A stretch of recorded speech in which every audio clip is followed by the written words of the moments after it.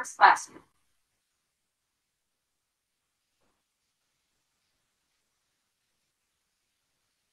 Espacio limitar.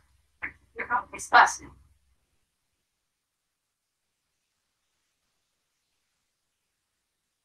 Espacio limitar. Poca libertad. Espacio.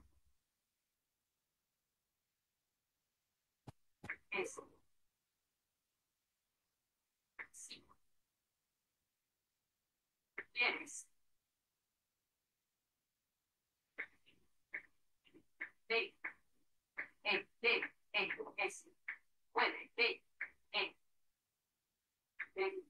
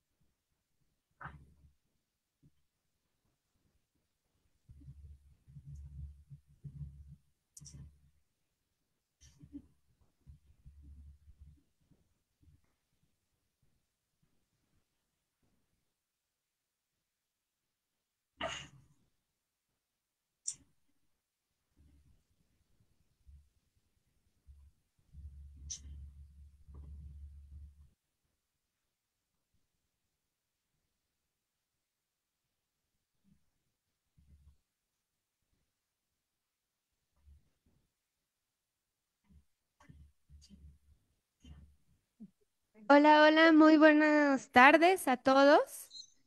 Este, es un placer estar una vez más en el seminario de Historia de la Minería en México y regiones comparadas. Esta es nuestra última sesión del año 2025 y en esta ocasión tenemos el honor de contar con la presencia de la doctora Valentina Garza Martínez.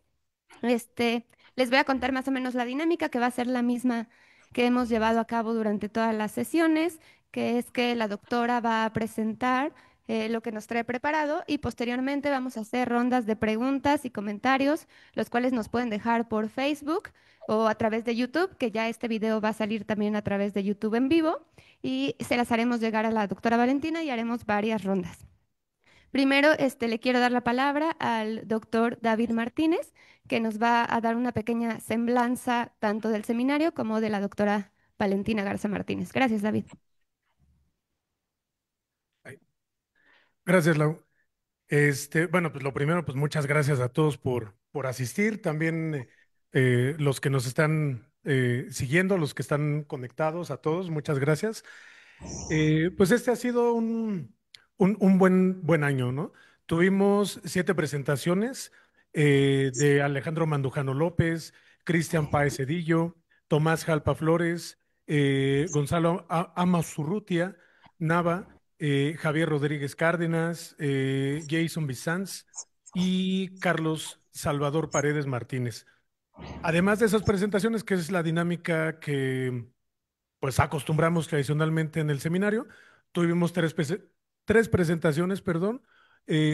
Una del libro El trabajo en México, de la época prehispánica al siglo XIX, de la doctora Brígida von Mentz, que está conectada con nosotros.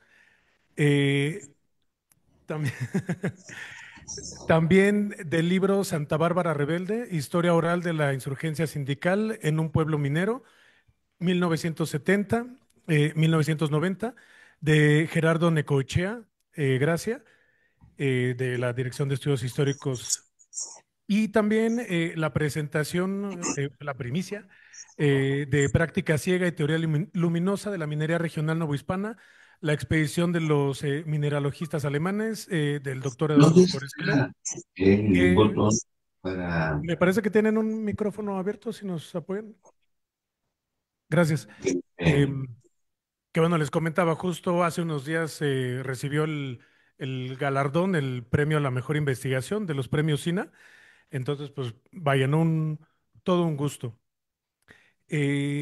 Todo este trabajo, y aprovecho también para hacer el comentario, pues es gracias a el apoyo de muchas personas, eh, por parte de la Dirección de Estudios Históricos, tanto Julieta Briceño y Mariano Coronado, y de parte del CIESAS, Alejandra Castañeda, Edith Díaz, Fernando Solorio, Alejandro Matalí y Elizabeth Moreno.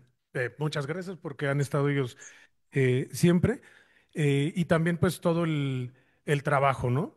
Tanto de Eduardo, Valentina, de Martín, de Laura, para poder realizar este seminario, ¿no? Entonces, bueno, es un balance, se dice rápido, pero pues logramos tener presentaciones gracias a que ustedes pues colaboran y nos permiten que sea este un espacio en el cual podamos dialogar, que siempre ha sido la intención del seminario.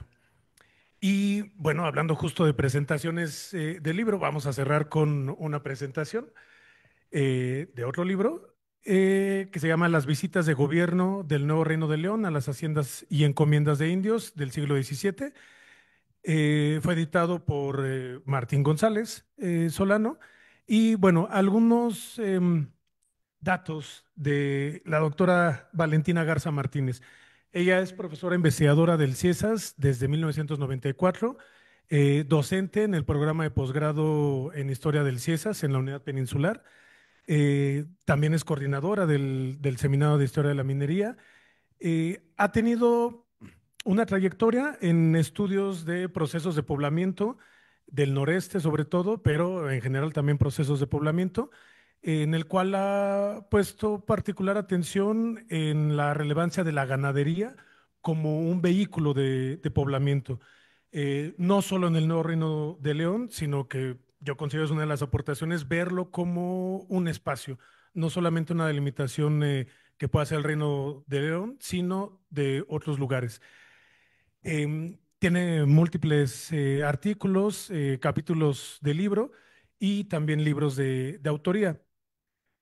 Y lo que a mí me gustaría destacar ya para darle la palabra es justo la atención que ha otorgado a la recuperación de fuentes. Tiene de hecho varios libros, alguno de ellos es Las visitas pastorales de Mazapil, El Rally Minas de San Gregorio de Mazapil, el libro de Cabildo de la Villa de Santiago del Saltillo. Entonces, es importante porque sabemos lo difícil que en ocasiones es poder consultarlo.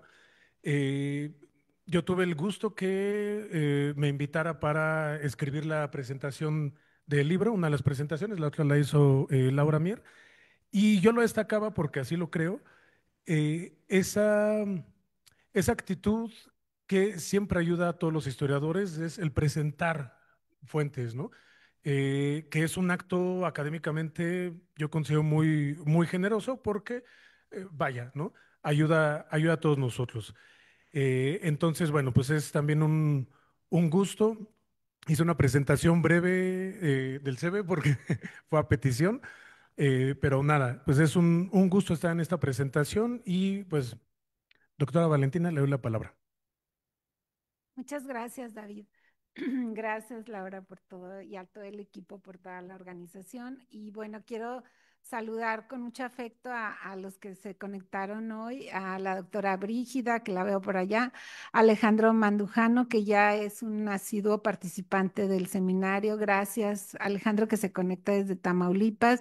Margarita, ¿qué tal? ¿Cómo estás? Es un gusto siempre verte. Y por ahí creo que estaba Olivia. Ariana, también le mandamos un saludo muy fraterno desde acá y Gilberto, que por ahí está también conectado. Ojalá que no se me pase nadie. Pero también a los presentes, muchas gracias en este día de frío, ¿no? De la Ciudad de México y que amenaza con lluvia. Pero bueno, y fin de mes, próximo a diciembre, es unas épocas muy complicadas, pero pues quisimos adelantarnos un poco a cerrar las actividades del seminario justamente por lo complicado que se vuelve diciembre, pero pues es un gusto estar con todos ustedes, con todos los presentes aquí. Gracias, Eduardo, al compañero, a Ricardo, Isabel, Cuauhtémoc y bueno, Susana y Nancy también muchas gracias por darse el tiempo de estar aquí. Y bueno, pues yo quiero hacer una comentarios, no quiero extenderme mucho en mi presentación, no estoy pretendiendo hacer yo el resumen del libro. Y como dice David, creo que este tipo de libros, que es una publicación de fuentes, pues es más bien el quien lo va a, o sea, quien lo va a usar, utilizar y todo, es el que podrá ir pues valorando y apreciando o sirviéndose, ¿no? De estas fuentes. Entonces, pues sí, si gustan allá atrás darle inicio a la presentación.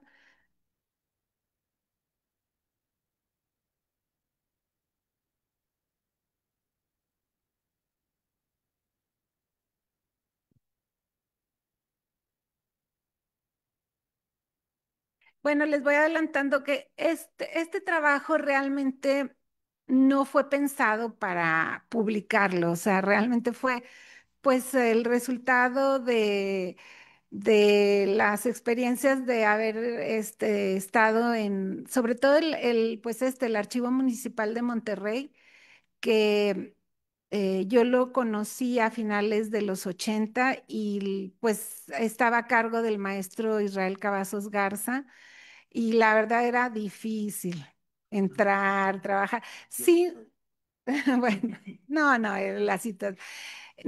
Sí, yo no puedo quejarme, siempre me dejó entrar, pero era muy difícil acceder, sobre todo a estas fuentes coloniales, porque era cuentagotas, no había manera de sacar una fotografía, nada, o sea, de hecho ni pues se podía respirar arriba del documento.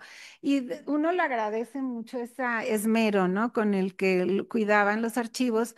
Ahorita está en el lado opuesto, o sea, el archivo evolución, él lo tuvo por muchísimos años, creo que hasta cerca del 2000 estuvo él a cargo desde los 60 o quizá antes, no sé, que él empezó trabajando ahí como ayudante, colaborador y luego pues ya se quedó él a cargo de la dirección.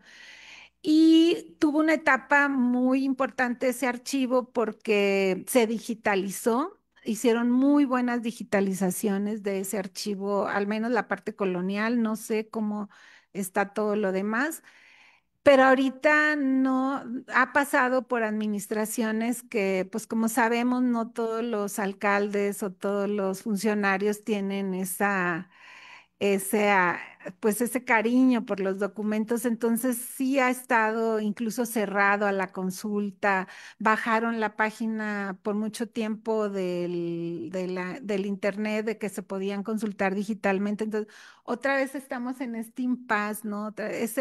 Y es un archivo, quiero decirles, muy importante para el noreste porque es un archivo que es cabeza de gobernación. Y ahí fueron a parar todos los documentos, cosa que no pasa en Saltillo. Saltillo tiene muy buenos archivos, pero la parte colonial, pues mucha fue a dar a Durango o a Parral, en su caso, que eran las cabezas de gobernación. Entonces se pierden mucha información, los inicios, las mercedes, las encomiendas, los títulos, y en este caso, pues las visitas, ¿no? Eh, y como les digo, desde finales de los 80 yo anduve por ahí y muy escasamente pude. De hecho, mi trabajo de tesis doctoral lo tuve que resolver en el Archivo General de India. Era más fácil ir allá y sacar documentos que el Archivo Municipal de Monterrey. Pero bueno, esas son historias y este con el paso del tiempo y con esta apertura que tuvo el archivo, yo ya tenía nociones. Si quieren, yo soy la que puedo cambiar, ¿no? Bueno, ahí lo que ven es la fotografía, es el palacio, antiguo palacio municipal, y justamente las ventanas y puertas que ustedes ven arriba en el segundo piso, ahí es donde está ese archivo. Ahí está. La verdad es muy bonito. Es muy bonito edificio y tuvieron a bien poner, resguardar, porque antes este archivo estaba en el Palacio Municipal Moderno y bueno, tuvo ahí sus cosas. Creo que, hacia acá, hacia atrás. No, mejor ustedes la pueden cambiar, ¿vale? O tú, Lauris, a lo mejor tú le atinas mejor. Y bueno, esta es, o sea, si me hubiera querido poner más romántica, le hubiera puesto algo así como una historia documental del noreste novohispano y hacer como esta alegoría, porque pues sí, sí, uno cuando ve los documentos, pues te dan como ganas de novelar un poquito más la historia, pero en realidad decidí ponerle tal cual lo que son las visitas de gobierno.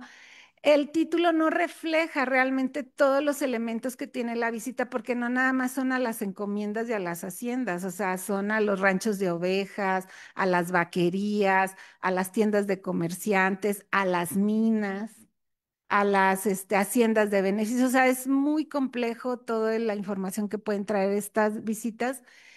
Y pues lo otro es destacar que eh, uno puede, o sea, cuando yo empecé con estas visitas, conocía una por aquí, otra por allá, era como un poquito salpicado y no alcanzaba a ver la riqueza que podían tener el volumen documental, digamos, junto y completo. Y esto es cuando yo empecé a trabajarlo, mi querido amigo, el maestro Hildeberto Martínez, que ya no está con nosotros, él que me ayudaba un poco a desentrañar estas infernales letras, a él le parecía muy extraño este conjunto documental, que no está en conjunto, o sea, está disperso, pero ya viéndolo en conjunto, pues armaba algo muy interesante. Y a él se le hacía muy raro, ¿porque tantas visitas? Y digo, las visitas no son documentos raros, de hecho, pues hay visitas fabulosas, tanto eclesiásticas como civiles, en todo lo que fueron los reinos de la Nueva España y del Perú y bueno, aquí en América Latina. Pero sí se le hacía tan raro un lugar tan lejos de frontera con tanta visita. O sea, no sé si se perdieron algunas o haya más, pero para este siglo que empezaron en 1626, pues hay como 27, ¿no? De estas visitas. Entonces él decía, qué curioso, así está. Y se puede pensar que se puede hacer una historia, que ahí está, o que ahí está la historia del nuevo Reino de León. De hecho, uno de los dictaminadores insinuó, ¿no? Que con este corpus documental, ¿por qué no se hacía la historia? Y creo que eso sí da, por eso es una historia documental, y es una aproximación, pero sería un error pensar que a partir de estos documentos que son interesantes, que son vastos, se pueda hacer la historia del nuevo Reino de León para nada. O sea, caer en esa tentación no es, yo no lo sugeriría y mucho menos creo, así como estudiar la jurisdicción política. Creo que ahí amarraríamos y le pondríamos camisa de fuerzas al enfoque que se pudiera tener a partir de estas fuentes y otras que las puedan ir complementando, ¿no? Entonces, y bueno, estas empiezan también tarde, son muchas, pero empiezan tarde porque oficialmente el nuevo Reino de León empieza en 1579, aunque los documentos que hay sobre esta jurisdicción quedaron en el Archivo General de Indias, no están en el archivo propiamente municipal. Ahí empieza el documento más viejo es de 1599, o sea, casi pues, 20 años después. Lo demás quedó fuera.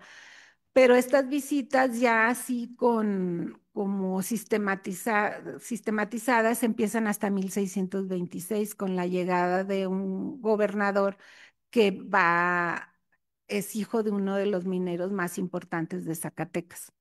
Entonces, él queda más de 30 años, creo que 38 años a cargo de la gobernación y es el que le da como esa ruta, ¿no? Y a él se deben mucho estas visitas y otros gobernadores lo siguieron, ¿no? Le cambias la. Entonces, bueno, yo les quería presentar este boletín o esta revista, es antigua, las actas de la Autónoma de Nuevo León, porque aquí estuvo muy involucrado el maestro Israel Cavazos. Esta es su primer número, es de julio de 1977. Tiene un periodo corto, es hasta 1982 que la sacan, era una revista trimestral, luego la fueron espaciando, sacaron 20 números, pero no es una revista muy voluminosa. Después ha tenido varias ediciones, varias épocas, al menos dos yo he visto que ha tenido, ya con más amplia, más abundancia de trabajos, pero esta se dedicaba a divulgar monografías, bibliografía, historiografía, mapas, divulgaba mapas, pero sobre todo en estas actas, el maestro Israel Cavazos nos dejaba guías del archivo. En ese tiempo no había. Entonces, ahí fue donde yo vi por primera vez que había, o sea, sacaba por municipio, ¿no? La documentación que había en el archivo, por municipio, que creo que ahí, perdió mucho riqueza el enfoque municipal de un archivo colonial. Entonces no se llegaba a entender, no sé, un municipio como Apodaca o Pesquería y toda la cantidad de documentos que estaban relacionados, pues no era el municipio, sino era el valle o a la jurisdicción más amplia que eran las alcaldías mayores. Entonces, el problema del trabajo colonial que se había hecho pues con el maestro Israel y otros investigadores es que era un enfoque muy municipal y trabajando una época colonial, pero ellos partían del municipio y bueno, los más aventados del estado de Nuevo León. Entonces eso le hacía perder mucho esa sensibilidad de entender el espacio y pues las conformaciones y ha sido muy difícil como desde esta perspectiva hacer esta historia. Desde bueno, el maestro Eugenio de Lello que hizo el nuevo reino la historia del nuevo reino de León, pero es el enfoque estatal. Entonces sí ha sido muy difícil como entender la ocupación de otros lugares o la riqueza que tuvo la ocupación de otros lugares que no se sostiene solamente por el estado de Nuevo León o por los municipios, sino que hay que ver la perspectiva como de más amplio. Entonces, les platico todo esto es porque justamente, en el acta número 10 en el que el del 1979 creo por ahí, o 80, en ese año, se registra, el maestro Israel Cavazos registra un primer listado de las visitas.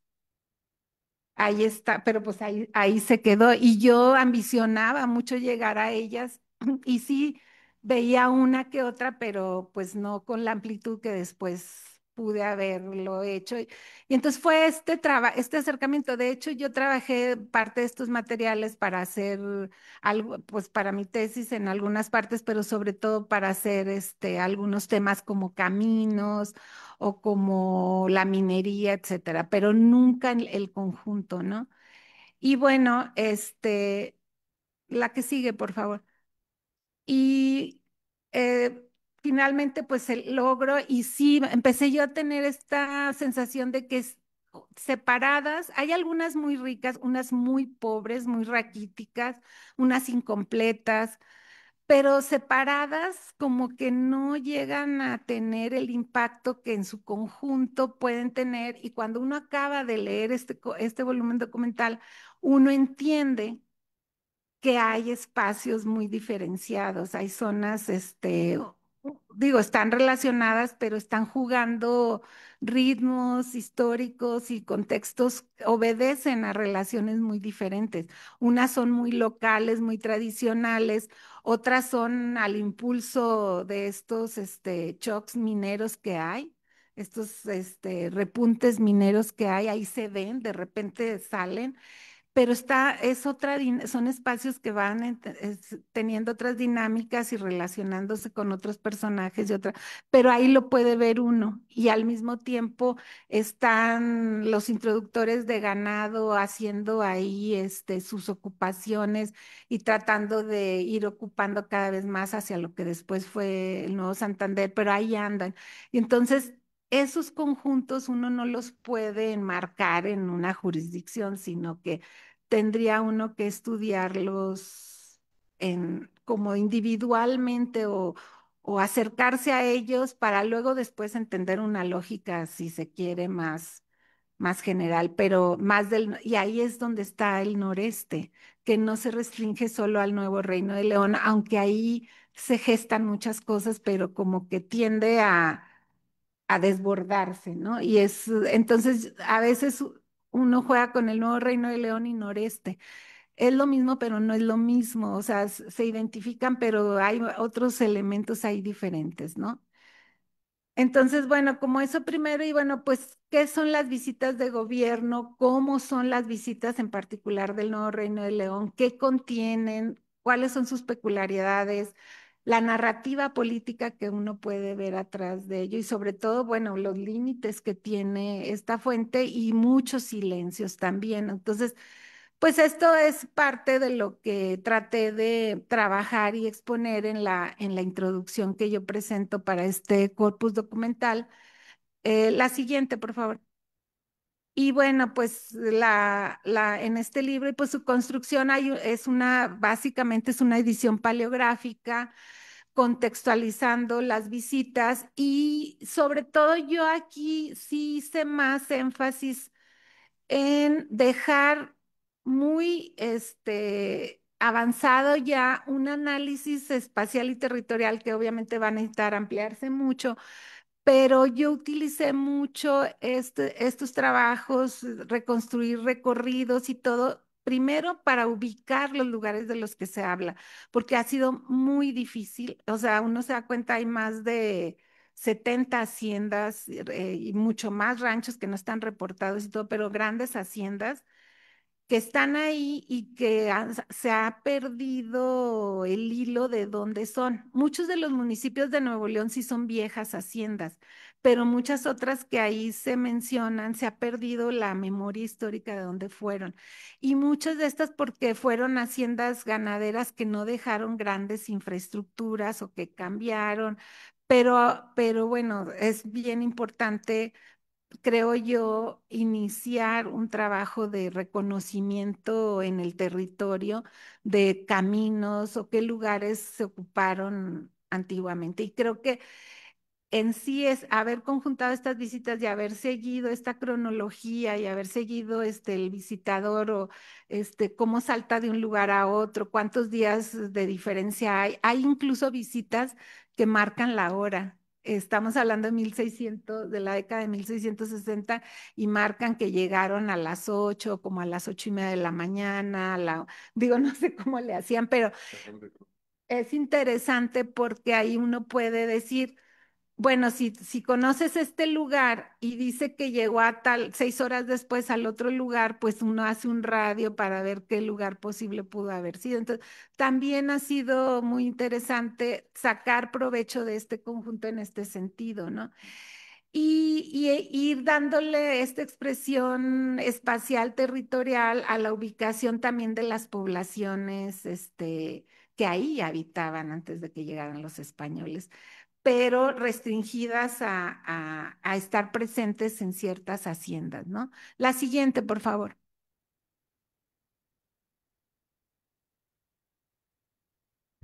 Ay, ya. Y bueno, una de las cosas que yo observo es que la razón de ser de estas visitas, una, creo yo, es la presencia indígena a través de las encomiendas, que las encomiendas en el Nuevo Reino de León van a perdurar hasta la década de 1730, por ahí, cuando ya definitivamente las suprimen. Pero el hecho de la existencia de estas encomiendas y de que los hacendados o los propietarios tienen a su cargo rancherías de indígenas constantemente, es su mano de obra principal y están ahí, pues es el pretexto, es la razón por la cual tienen que ser visitados, porque tienen que ir reportando cómo están estas poblaciones que no están de fijo ahí, pero que están a cargo y que están adheridas a un grupo familiar y eso, bueno, pues al dueño, ¿no? De la hacienda. Entonces, eso es una de las explicaciones de por qué hay tanta visita, porque tienen que atender, dar conocimiento de qué está pasando con estas poblaciones. Y la otra razón que yo creo que de estas visitas es, pues, para cobrarle a la gente, o sea, para sacar en el Nuevo Reino de León hay comparado con otros lugares, hay muy poca fiscalización. O sea, están muy exentos de pagos como lo había en otros, o sea, no hay tributos, la minería mucha es de plomo y seguramente escondían la de plata, entonces, pues el plomo no paga como paga la plata. El ganado que introducen, los diezmos se pagan afuera, donde están las trasquilas y todo, ahí nada más van y comen y están, supuestamente.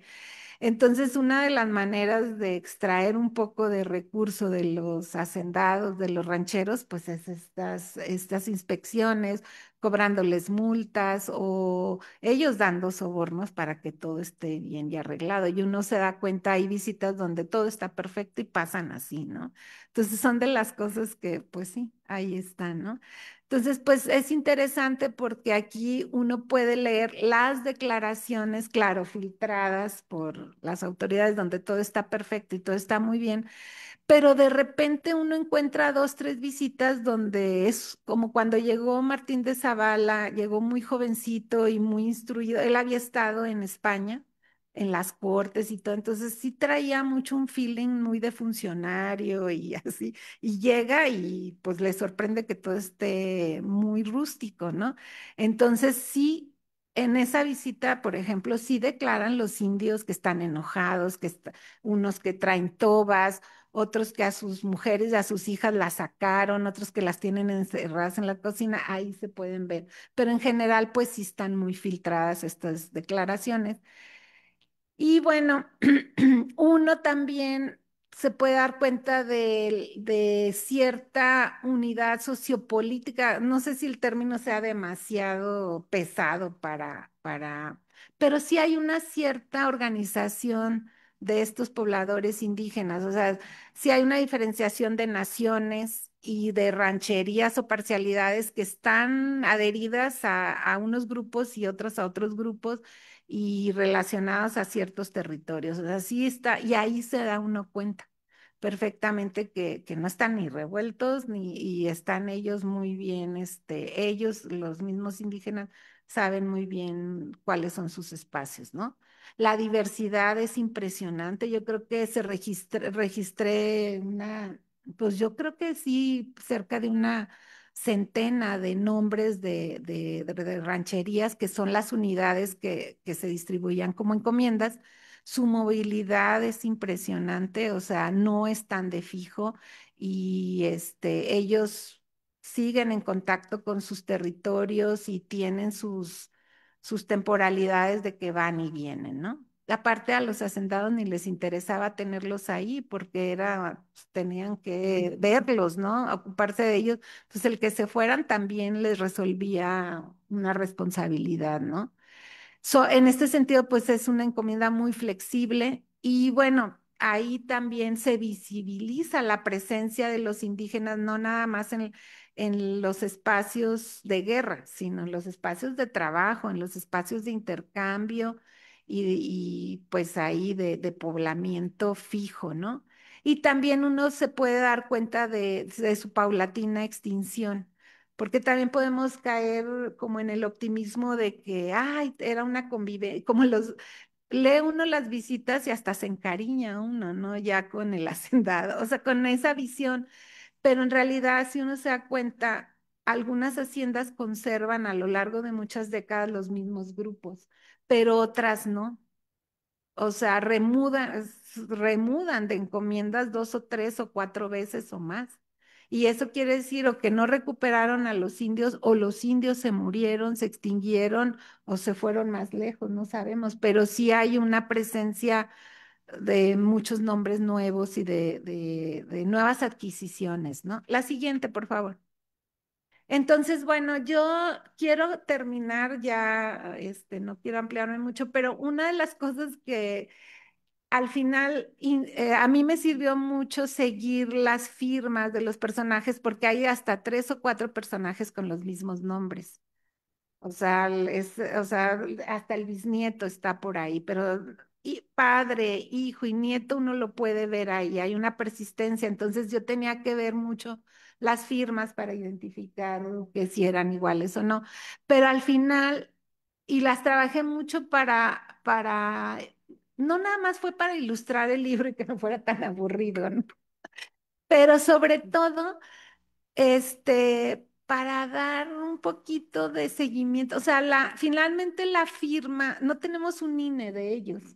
Y yo no soy grafóloga ni mucho menos, pero la firma sí nos puede dar idea de qué tan refinado, qué tan letrado, ¿no? O sea, era una persona, yo sé que no, porque también es una cuestión artística y hay quienes pueden copiar su nombre de una manera exquisita y no saben leer ni escribir, y otros escriben horrible, pero sí hay de firmas a firmas. Y por ejemplo, pues aquí están las de Martín de Zavala, que es el que está en medio, y el equipo que lo ayuda, y así a golpe yo puedo decir, son firmas sofisticadas, ¿no?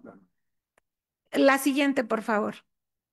En cambio aquí, por ejemplo, son los Garza, los Treviño, los muy famosos ahí están los Montemayor y los Cantú y muchos otros, pero vean la diferencia de las firmas, o sea, o sea, juzgándolas en el sentido que no son firmas muy refinadas, creo yo, ¿no?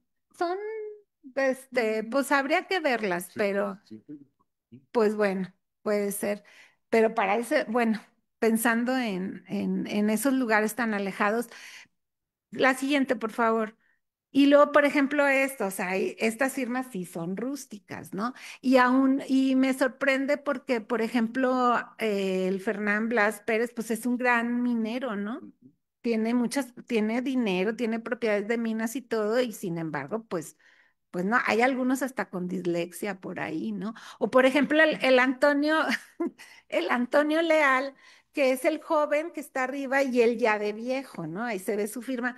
Es un ganadero riquísimo, es el que dice la crónica que fue el introductor. Y también se ve que, pues ellos están en otro tipo de cosas, ¿no?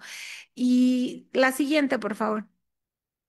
Y bueno, también podemos ver las generaciones, ¿no? Ahí está el introductor ya de viejo, el Alonso de León también es uno de los introductores de ganado menor de acá de Querétaro y de Huichapan, su hijo y su nieto. Entonces yo digo, también como que las generaciones, hubo ahí algo, los que llegaron como que sí traían no sé, yo siento que un poquito más de refinamiento y ya los que se quedaron allá perdieron en algunas décadas, siento yo ese refinamiento, porque lo podemos ver con los Montemayor, los primeros que llegan, o sea, y sus nietos y todo, y luego ya hay o sea, pero pasan muchas décadas, ya son los bisnietos que sí ya los mandan a estudiar y todo, y vuelve a recuperarse una cierta formación pues formal, escolarizada, pero hay ahí algo que los hijos de estos primeros que llegan sí sufren, yo digo que un deterioro en la cuestión de la educación formal,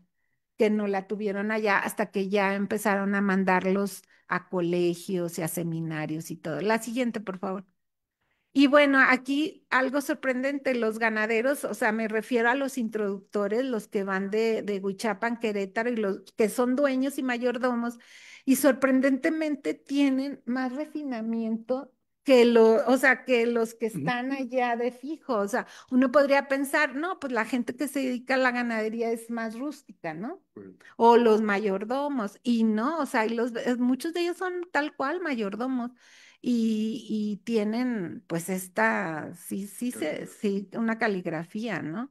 La siguiente, y bueno, pues los gobernadores no se diga, ¿no? Ahí vemos la diferencia. Pero hay uno que otro gobernador como el que está ahí abajo en medio, pues que dice uno, este tenía mala letra, ¿no? O el de arriba también, ¿no? Como que era medio chambón, pero sí esta diferencia, ¿no? Y la siguiente. Ni los de ahora. Ujú. Y bueno, para acabar y cerrar con broche de oro, pues las doñas y señoras del noreste, ¿no? Que estamos viendo firmas, muchas de las de 1636, ellas están allá desde el 1610, 1620 y firman. Juana de León es ganadera, esa señora formada ya y todo, pero sí, Josepa González también son gente, mujeres que están también a cargo de sus haciendas y que, pues, digo, para hacer, yo sé que muchas mujeres sí sabían leer y escribir, etcétera, pero para esta zona, pues sí es una a anotar, ¿no?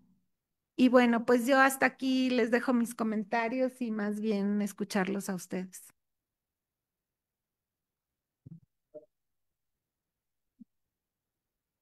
Muchas gracias, doctora Valentina. Pues en Facebook hay una felicitación de BESA, que muchas felicidades por el trabajo de investigación tan interesante. Ya también les dejamos el link para que puedan descargar el libro ahí en Facebook. Y pues comenzamos con la ronda de preguntas y comentarios. ¿Alguien de Zoom desea tomar la palabra? Adelante, doctora Brígida. No, pues yo nada más, luego descargué el libro, Valentina, y me impresionó de veras. O sea, es tanto el trabajo que está detrás que es de veras impresionante y todo lo que hiciste con la introducción, o sea, todo ese trabajo de hacer esos cuadros, porque no es un cuadro, son varios cuadros y muy minuciosos, de veras impresionante y todo lo que hiciste con la introducción, o sea, todo ese trabajo de hacer esos cuadros, porque no es un cuadro, son varios cuadros y muy minuciosos, de veras impresionante y todo lo que hiciste con la introducción, o sea, todo ese trabajo de hacer esos cuadros, porque no es un cuadro, Permítanos son varios tantito, cuadros doctora Brígida, muy porque estamos escuchándola como en bucle. Vamos a ver qué pasa. y todo lo que hiciste.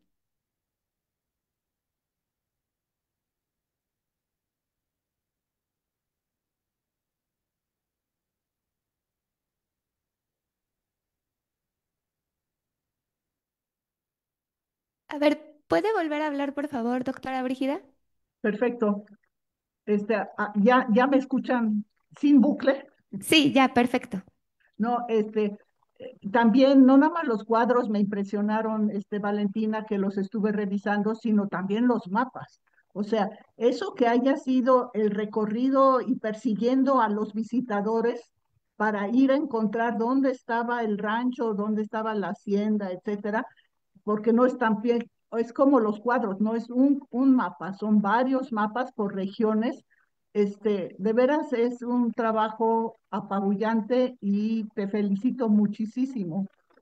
Y creo que realmente es como para la historia social de Nuevo León, como tú dices, y de la región, porque como tú dices, o sea, precisamente la historia política muchas veces nos estorba para poder entender regiones, para poder entender economías, y creo que en ese sentido pues el nombre de Valentina Garza, pues yo creo que por décadas y años va a quedar así fijo como la que nos permite estudiar de cerca esa región, un poco como la obra de Silvio Zavala, etcétera, así clásico. Yo creo que Valentina Garza va a ser un clásico, precisamente con este tipo de publicación.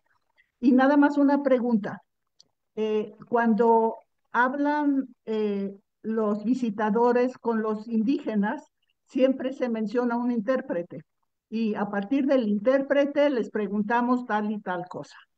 Para mí, la hipótesis es que todos tenían que saber náhuatl o si no lo sabían, se los inventaban, porque lo único que sabían por lo general los franciscanos o los disque expertos intérpretes va a ser el náhuatl.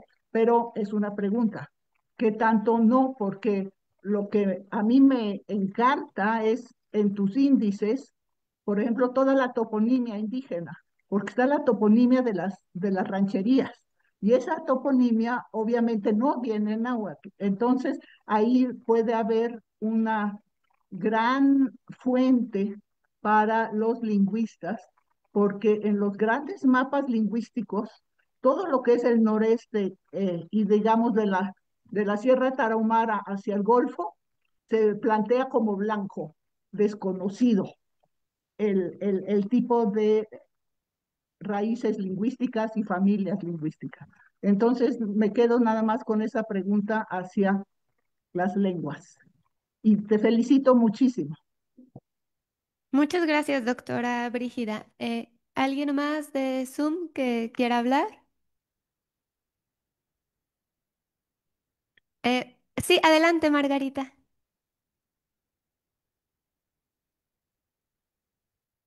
No, no escuchamos. Está apagado el micrófono.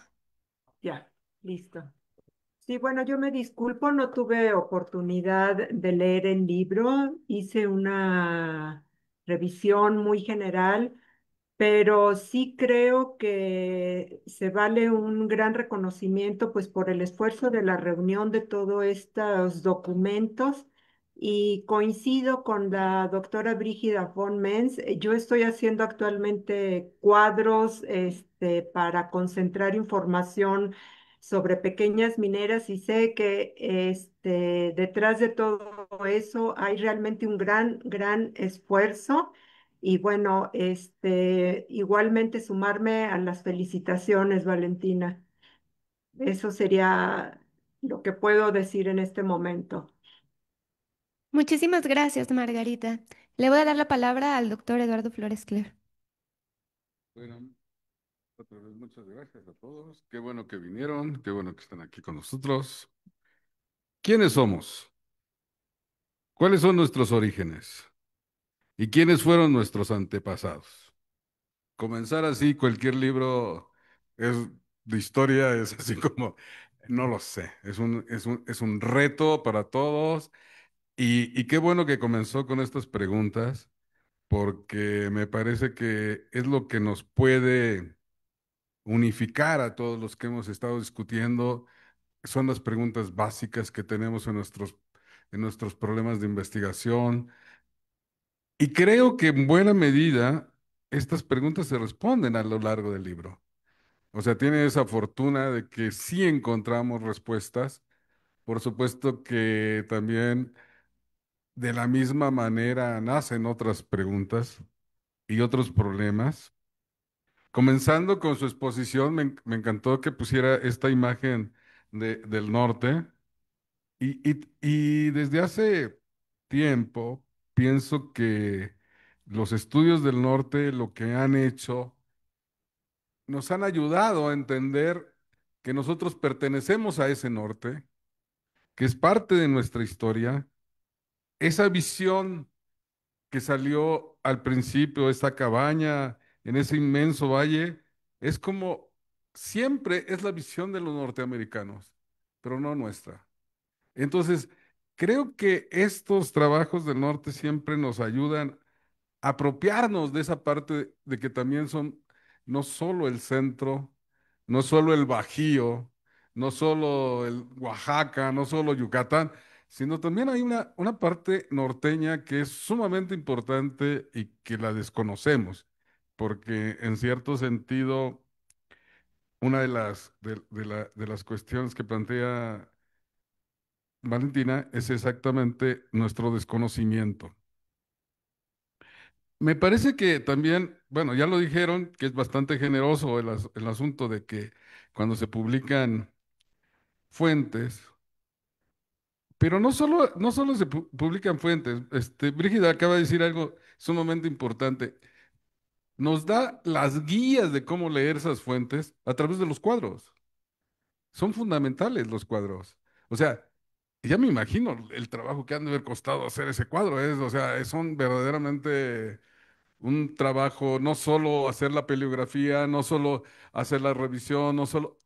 Te voy a decir por dónde te puedes ir para leerlos. Y eso trae como consecuencia un mundo de posibilidades, un mundo de lecturas completamente distintas. Y me parece que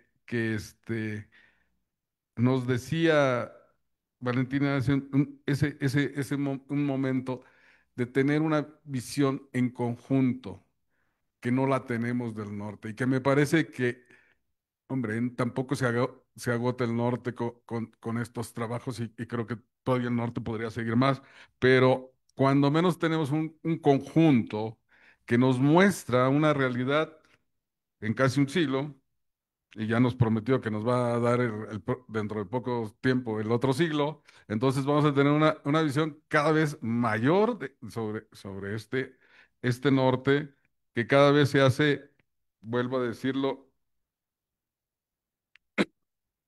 que cada vez nos apropiamos más de él, casi por lo tiempo. Este, cuando uno ve la dificultad que hay para hablar sobre los sectores productivos, yo empecé a ver un poco los documentos siguiendo a los cuadros, y precisamente lo que nos da es esta manera de que nosotros hemos entendido: ahora vamos a estudiar ganadería, nos vamos por toda la ganadería, pero no, no, espérate, así no está, así no están organizadas las unidades, están organizadas por ganadería, pero también por minería y también por agricultura o sea, es completamente, a mí me parece que esto abre una, nos quita esos cartabones que hemos tenido de estudiar las regiones por sectores, y que tenemos, que nosotros partemente creo que las hemos dividido, los historiadores la hemos dividido, una realidad que no es esa la realidad. La realidad de estas unidades productivas era que estaban todas en su conjunto y todas las actividades estaban juntas. A mí me parece, por lo poco que pude ver en el asunto de los documentos. También me parece sumamente importante, que también ya un poco lo refirió Brígida, es el asunto de este seguimiento a a las unidades, a los lugares, a ciertas regiones, o a ciertos ranchos, a ciertas, este, que desafortunadamente no tuvieron una vida, no tuvieron fortuna, fueron efímeros. Entonces, pues tenemos una cantidad inmensa de nombres que no sabemos ni siquiera dónde colocarlos en este mapa. Y eso, pues es tarea tanto de este trabajo, pero también tarea nuestra, de otros trabajos que vengan a buscar esos lugares donde estaban, porque tuvieron una vida tan efímera que desaparecieron. Ya me imagino las explotaciones hablando de minería, de las explotaciones de plomo o de greta, que pues tenían una explotación de días, meses, a lo mejor un año, pero no más allá de eso, y después desaparecían, ahí se quedaban. Ahí se quedaba ese lugar, pero ya no era conocido por la explotación minera, era conocido porque era un camino, o ya habían sembrado algo por ahí o cualquier otra cosa. Entonces eso es completamente difícil de poder hacerlo. Tenemos la fortuna de que todos aquellos que tuvieron una vida más prolongada, pues hasta se volvieron, como dice Valentina, pues hasta son municipios, y ahí todo el mundo los conoce, y todo el mundo ahora lo referimos como algo que siempre estuvieron ahí. Esos sí estuvieron ahí, pero los otros que no conocemos, es una buena cantidad de ellos. Y también hay que pensar en algo que no tocó la autora y que sí lo tocan mucho en su introducción, o sea, que es un ambiente de guerra, ¿no? Es un ambiente hostil. O sea, aquí no hay, hombre, a lo mejor hay periodos de paz, pero, y por cierto, usa algo que es una de las preguntas que le quiero hacer, que puede, a ver si puede desarrollar más, es la paz comprada, ¿no? Y ese concepto me parece básico, que es esta paz negociada, esta paz entre, ya lo dijo hace un momento, son muchos grupos, y lo dijo otra vez, vuelvo a referirme a lo que dijo Brigida, pues no nos vayamos con la idea de que solo son uno o dos grupos, indígenas, ¿eh? Son muchos. Y Cuauhtémoc lo ha estudiado y otros los han estudiado también. Son muchos y yo creo que tenían una manera, idiomas y lenguas muy distintas y costumbres muy distintas. Y al momento de meternos casi con nuestros ojos occidentales, casi siempre echamos a perder mucho el negocio porque los vemos a todos muy parecidos o los tratamos de agrupar con cosas que no tienen agrupamiento y, y en cierto momento de la introducción, precisamente parte de la hostilidad y parte de la violencia que podían existir en estos grupos era por juntar a grupos indígenas enemigos o que en verdad no tenían ninguna convivencia pacífica entre ellos. Eso también creo que podría ser una pregunta, general. Y por último, me, creo que el asunto de que las visitas, todos solo tenían un propósito casi local.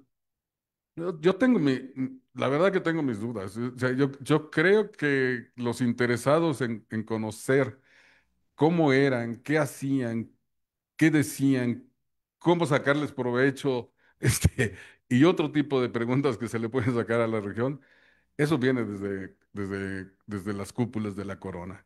Eso no tengo duda. Y yo creo que que estas visitas, en buena medida, copias de estas visitas, las podríamos encontrar en todos los archivos, que hay muchos archivos en España, porque no solo está el archivo de Sevilla o el de Indias, sino que tenemos documentos americanos en buena parte de los acervos españoles y que quizá, y tengamos suerte, y estos encontremos su revisión, los documentos en otros archivos en, en España. Muchas gracias. Muchas gracias, doctor Eduardo. Bueno, voy a cerrar esta ronda con un comentario de Alejandro Mandujano. De Zoom dice que su micrófono está fallando, pero quiere externarte la felicitación por tan completo trabajo de las visitas en el Reino de León y preguntarte si hubo algún documento de todos los que consultaste que te haya llamado especialmente la atención y por qué. Bueno, si me dejas, continúo con el doctor Cuauhtémoc Velasco Ávila para cerrar ahora sí esta ronda. Adelante, doctor. Sí, con respecto a lo que decía Eduardo, bueno, en primer lugar, desde luego felicitar el trabajo, que es una maravilla, y eso de publicar fuentes es lo más ingrato del mundo, la verdad. No solamente es la paleografía, es el trabajo de transcripción y hay que cuidar, pues lo que quiere decir la fuente, ¿no? Muchas veces, a través de la transcripción, y es un trabajo que queda. ¿No? Que queda para la posteridad, porque el trabajo que nosotros podemos hacer, interpretar como historiadores, pues de algún siempre es pues cuestionable. En un momento dado hay unas interpretaciones, luego cambian y lo que sea, pero lo que quedan son las fuentes. Siempre tenemos que llegar hasta ese punto, ¿no?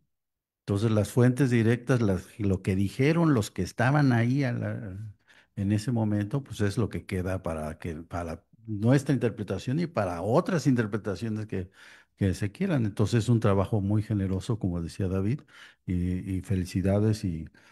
Yo, desde luego, no tuve tiempo de revisar todas las visitas, pero sí revisé la introducción y me quedaron algunas cosas, sobre todo, y por eso tomé la palabra después de que lo que dijo Eduardo, porque justamente uno de los temas era cómo las visitas, pues dices aquí que era un instrumento exigido por la corona. ¿No? Es un instrumento que tiene un sentido en términos del poder de la corona. Y sin embargo, dos párrafos después nos dicen que esta documentación se quedó a nivel local y nunca se fue enviada a las autoridades superiores. Entonces ahí es ya lo comentaste hace un momento, pero quisiera que profundizaras un poco porque no me queda claro por qué no se mandan estas visitas y luego, cuál fue la utilidad de esos documentos y si quedaron localmente, cuál era la utilidad de ellos, si los que estaban realizando esas visitas, pues eres prácticamente los mismos que los iban a leer. Entonces, como que tiene que tener algún sentido. No pienso que sería interesante ver, como dice Eduardo, pues si posiblemente llegaron allá a, a los ministros de Indias, ¿verdad? No las conocemos. Ese era un punto.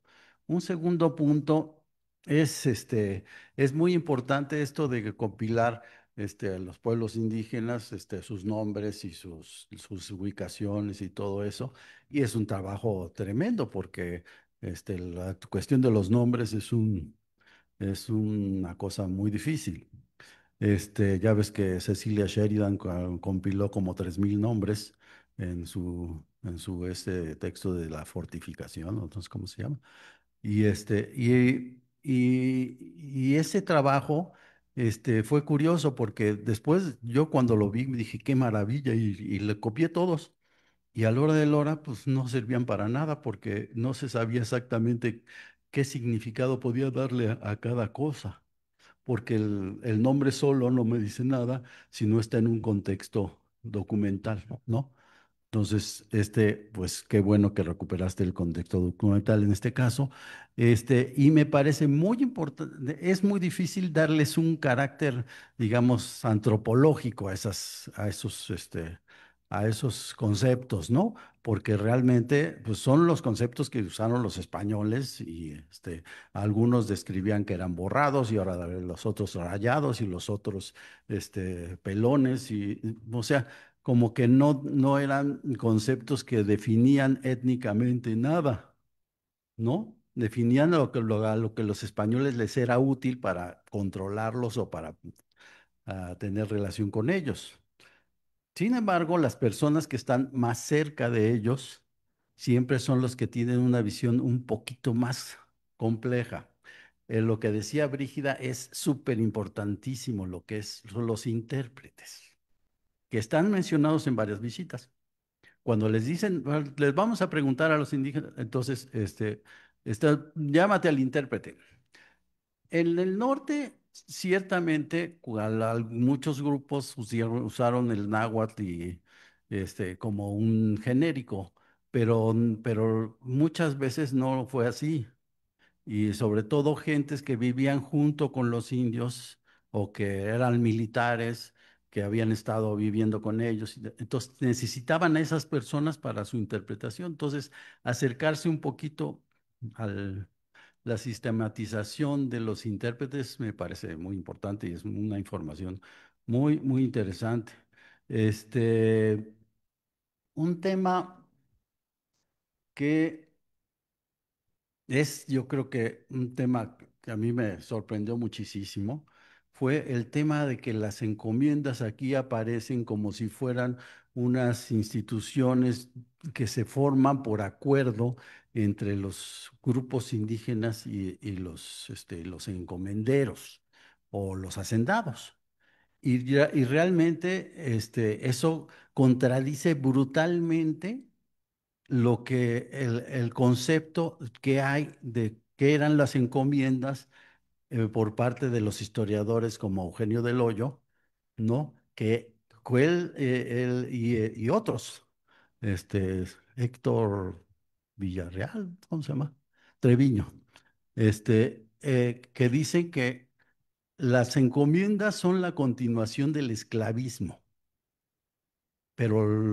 Y entonces ellos dicen, y esa sería una pregunta que sería interesante, pues ir enriqueciendo, ¿no?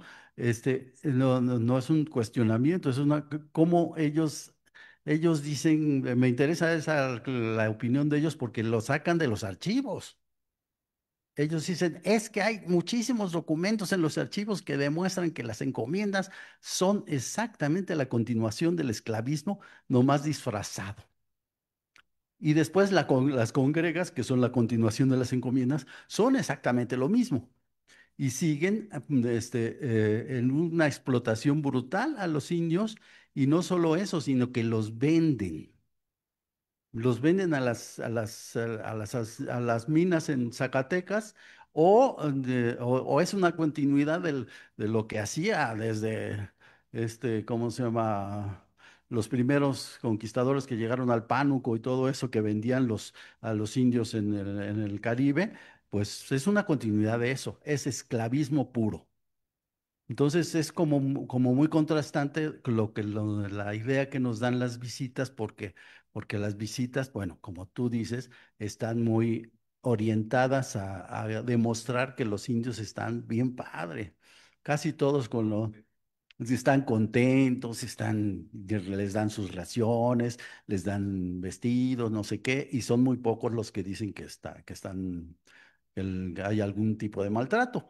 Y entonces es muy interesante, porque inclusive si que consideráramos eso como que, bueno, que están manipulando la información, lo que sea, de todas maneras, otra cosa que acabas de decir es que los indios en las encomiendas iban, venían y estaban un rato y se volvían a sus rancherías y regresaban. Entonces, bueno, ¿dónde está el esclavismo? Entonces, sí, como que ese tema sería interesante, pues explorarlo hasta dónde da, ¿no? No es es que dice Héctor Treviño, dice, es que los archivos están inundados de compraventa de indios en Monterrey porque yo los he visto, no sé, es como que es un contraste muy interesante. Y lo que decía Eduardo del otro tema, que es el de la guerra de los indios, que es un tema que está permanentemente ahí en todo el norte, desde luego, pero y en este caso, lo mencionas como que hay algo que, pues, es que ahí está, ahí anda, ¿no?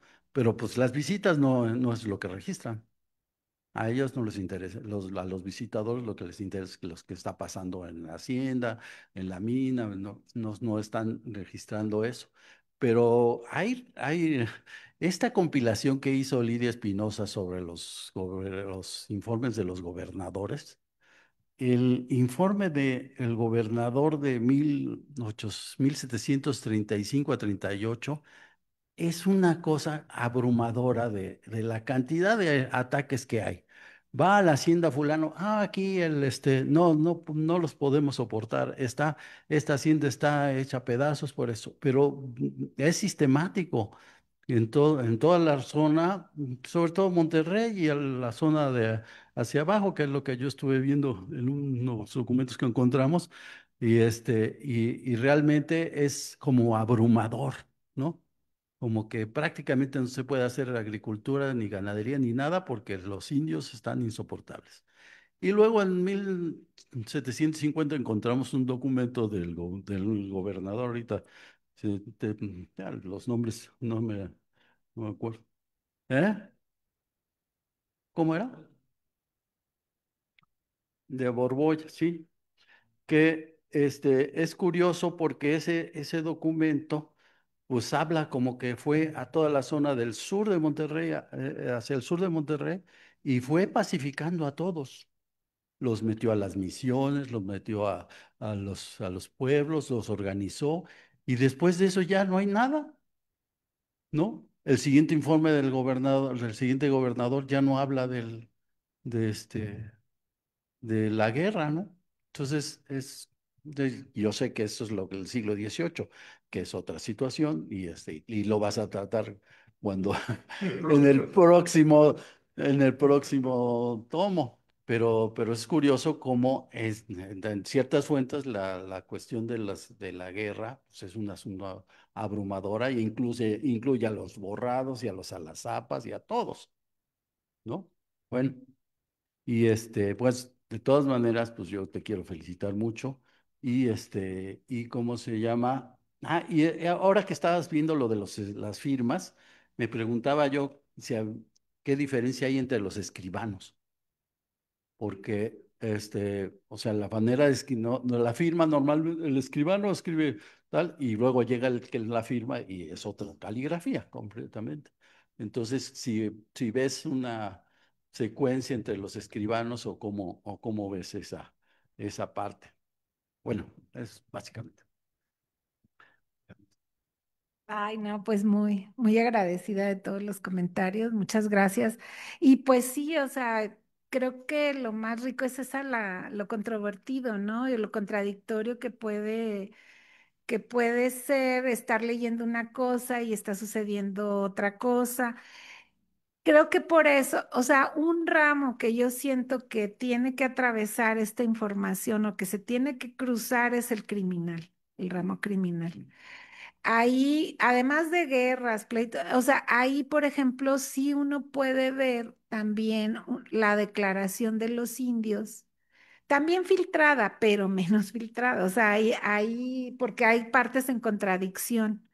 Entonces ahí puede sacar uno más, pues formas de que están sucediendo las cosas, porque pues un hacendado está contra otro hacendado y en medio están atravesados los indios. Entonces les preguntan, bueno, ¿y tú a quién perteneces? ¿Y por qué perteneces acá? Pero si eres de allá. Y entonces ellos dicen, no, porque nosotros tradicionalmente nos casamos con estos, pero estos, nos traicionaron y entonces se fugó una mujer y se fue, o sea, hacen toda la historia, ¿no? Entonces, esto se tiene que cruzar mucho con eso y también constatar mucho con títulos de encomienda. Por ejemplo, también ahí es un corpus lo de los títulos de encomienda que digo, no tiene caso transcribir, pero sí realmente vaciarlos en un cuadro muy puntualmente.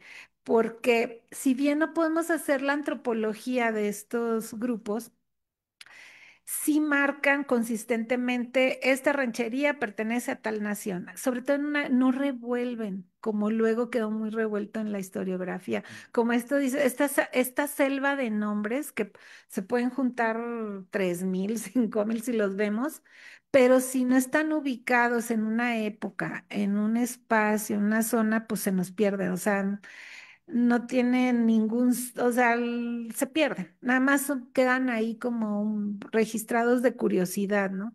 Pero si los contextual ¿qué es lo que no tiene Saltillo y Coahuila? ¿Dónde están los títulos de esas encomiendas originales? ¿Por qué sitúan? ¿Y por qué yo sí creo mucho en que lo que transcriben y cómo lo registran, sí le tengo mucha fe? Porque era la manera de que el encomendero reclamaba a sus indios frente al otro encomendero. O sea, el pleito era, pues son propiedad. Entonces, sí hay un interés por establecer muy bien de qué nación son y de qué parcialidad y dónde están ubicados. Porque como se movían, les tenían esta flexibilidad de moverse y todo, pues tenían que tener cuidado a la hora de ir por ellos, pues que no se fuera uno para el otro, para la otra hacienda en lugar que para esta, porque si va siguiendo a una muchacha, ¿no? O por lo que sea, ¿no? Entonces, ahí sí, ese tipo de cosas, sí, sí está. Y yo creo que lo que dices de la paz comprada, justamente, estas encomiendas es que si es un espacio, o sea, luego uno cae en o sea, se cae en que todo es guerra y se cae en que, o sea, yo caí, digamos, en el otro extremo de ignorar mucho lo de la guerra para poder entender estas relaciones y esta relativa estabilidad de relaciones, porque si no, ¿cómo se explica uno que una hacienda pueda seguir produciendo y pueda seguir estando y las familias las familias estas hispanas se reproduzcan o no hispanas, si no es con la ayuda y el trabajo de todos estos. Y tiene que haber una especie de equilibrio, ¿no? Entonces yo creo que estas encomiendas, por eso son especiales y no, porque este tipo de negociaciones las podemos encontrar en encomiendas que le llaman mucho en Argentina y esas zonas, las encomiendas a, ¿cómo le llaman? A servicio personal. En realidad se está negociando el servicio personal. Por eso se habla de esclavitud, pero en realidad no es esclavitud porque no hay, o sea, pues son encomiendas. Incluso hasta yo ahí digo, pues hasta más maltratados que un esclavo, pero no es un esclavo propiamente dicho porque no hay un título, se traspasan los indios, pero así tal cual venta no. Lo que se vende y quizás Héctor Treviño encontró son estos indios que se capturan en guerra.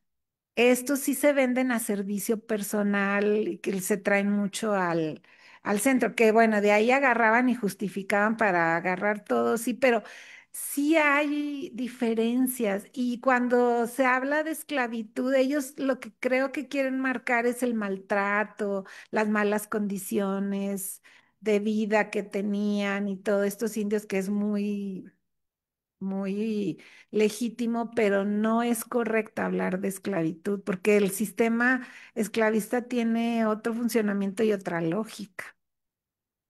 Entonces, si lo ponemos ahí, ya nos perdemos de ver cómo están funcionando. Y yo creo que es mucho a partir de una negociación, y es a partir de una negociación con un líder o alguien que ellos identifican como jefe. No sabemos si los otros también le dan ese estatus, pero el español se guía mucho por un jefe designa que es el que le va a traer a los indios cada temporada que tienen que regresar a la chamba agrícola ganadera. No sabemos si el grupo lo reconoce como jefe, pero él sí se encarga de ir. ¿Y cómo lo hacen? Pues a través de darles, pues, de un intercambio de bienes, ¿no? Si hay esto, comida, ropa, cosas. Y sí hay pues, permanentemente esta negociación, que luego es muy tenue la línea porque pues están todas estas hechos de que pues mataron al encomendero, ¿no? Se puso muy sacale puntas y lo mataron, ¿no? Y entonces, pues eso, o sea, los indios también marcan un ritmo de relación y negociación a través de la violencia que ellos ejercen. Entonces se cuidaban y llega a haber tanto relación de algunos personajes con ellos, como el Alonso de León, ¿no? Que el famoso cronista de Nuevo León es él y se le reconoce como alguien que conoce muy bien a ciertos indios. ¿Cuáles eran? Los indios del sur. Él no tiene mucha relación con los alazapas, por ejemplo. Él conoce muy bien, por eso escribe esa crónica. Y de si estas visitas tienen su contraparte en archivos españoles, ojalá. Y si me dan la misión, yo voy y los busco, pero no sé, tengo la impresión que no, que muchas cosas se quedaron ahí. Las visitas del siglo XVIII sí salen, algunas. Incluso hay en el AGN, son muy raras, es que ni en el AGN no se encuentran. Siento como los libros donde se cobraba, por ejemplo, esta venta de los indios a servicio personal, que hay un libro de los quintos, el quinto real, siento yo que se asentaba y todo, pero yo dudo que ese quinto haya llegado a su lugar. No sé, a lo mejor yo estoy equivocada y la documentación y la investigación nos va a marcar, pero siento que lo hacían y como que ya no enteraban mucho. Siento que son gente, grupos que vivieron con un perfil muy bajo y ellos así lo mantenían. A lo mejor me equivoco, pero sí, ojalá que hubiera estas visitas, ojalá. Entonces ya tengo una misión y un buen pretexto para recorrer. Pero bueno, o sea, em, lo que habla sobre estos investigadores que demuestran que hubo esclavismo y venta en la documentación, sí. Hay un periodo a finales del 17 y principios del 18 en que la documentación le da mucha voz a los frailes y a ciertos gobernadores ya externos que tienen intereses muy concretos en acabar con el sistema de las encomiendas, porque no los beneficiaba a ellos. El beneficio de la explotación de esta mano de obra se quedaba con los encomenderos y no pagaban no pagaban tributos porque no estaban en pueblos. Entonces hay un movimiento, yo creo, de grupos económicos, empiezan a ver, a voltear a ver allá desde el centro, los virreyes se meten más, pues la reina gobernadora también va a decir, y que se suprima la encomienda, etcétera. Y uno se da cuenta que ella ni, no, o sea, por eso yo digo, es muy raro que existieran estos papeles y no los conocieran en España, porque la manera en que hablan y dictan no es con el conocimiento de esta información, creo yo, pero ahora hay que ver. Entonces, yo creo que Eugenio del Hoyo y otros investigadores se empaparon mucho de esta línea de documentación que denunciaba la encomienda y denunciaba lo perverso que eran los encomenderos, pero ahí hay que desmenuzar qué está diciendo el documento, a qué está atendiendo. Es algo ahí que hay que trabajar muy fino en los grupos políticos, cómo se están denostando y denunciando unos a otros. Es lo mismo cuando se dice que Martín de Zavala regaló todas las tierras, las donó y se hicieron los grandes latifundios. Eso fue en el siglo XVIII. La creación de grandes propiedades así no es el 17. Se dan muchas tierras y todo, pero la formación de las grandes propiedades y toda esa figura del latifundio del siglo XVIII y se la achacan a un gobernador del siglo XVII. Entonces sí, yo siento está muy politizada esa documentación y hay que ser muy astutos y todo para darle una buena lectura, ¿no? Em, Pues sí, pues, ¿qué más podemos? La cuestión de los intérpretes es muy interesante. Todas las visitas tienen intérpretes, ¿eh? Y intérpretes, como le llaman en la época. Y es muy interesante ver quiénes son. Incluso ya en algunas visitas ellos firman. No sé, yo tengo la impresión que unos o son muy mestizos o ya son como, si son, bueno, no sé si sean españoles o qué significa eso, pero no son propiamente indios mexicanos los que les están traduciendo, sino ya pobladores mestizos o lo que sea ahí, pero que ya tienen estabilidad. Yo también me pregunto, siempre dicen que el intérprete es en lengua mexicana. Pero yo digo, ay, ¿a poco todo? Y siempre se agarran a un indígena que entiende el náhuatl. Entonces este intérprete le habla en náhuatl a ese indio originario de ahí y entonces se traduce. Pero yo no estoy segura que todos los indios allá o entendieran el náhuatl o cómo, ¿no? Aunque sí, el náhuatl sí se generalizó, eso sí, y sí se adquirió, porque pronto los indios entendieron que con esa lengua podían comunicarse todos, que estar cada quien con su lengua, eso puede ser. Y eso les daba mucho miedo a los españoles. O sea, por un lado lo querían y por otro lado no, porque decía que se iban a confederar, pero ahí hay mucho que ver, realmente observar quiénes son estos intérpretes. Algunos son incluso hacendados o hijos de hacendados, los intérpretes famosos. Entonces habría que ver qué está significando. Y los nombres, pues es muy interesante porque yo hablando también con Hildeberto, porque no sé mucho de lenguas ni nada, pero él me decía que muchos de los nombres a él le sonaban como de procedencia náhuatl. Y por ahí decía don Israel que esa famosa lengua quinigua o algo así que dicen, es como un náhuatl es un mal náhuatl, o sea, un náhuatl muy corrompido, digamos, porque incluso a lo mejor los nombres lo pusieron los intérpretes no es en la lengua originaria, entonces, pero es ya un agua como muy mezclado entre lo que ellos saben. Parece ser, pero no sé. Lo que sí es que los nombres de parcialidades a las zapas sí son diferentes, sí se siente diferente. Y acá los del sur, los borrados, tienen terminaciones muy parecidas, como el gua, el guara. se repite mucho. Entonces, pero eso apenas un lingüista y verlo, pues sí habría que explorar y pues eso, ¿no? Mm. Ah, y lo que dices, pues, bueno, la utilidad de estas, pues sí, decíamos, no sé, habría que ver. Ojalá y se encontraran, ¿no? Visitas en otros de este que ya hayan llegado.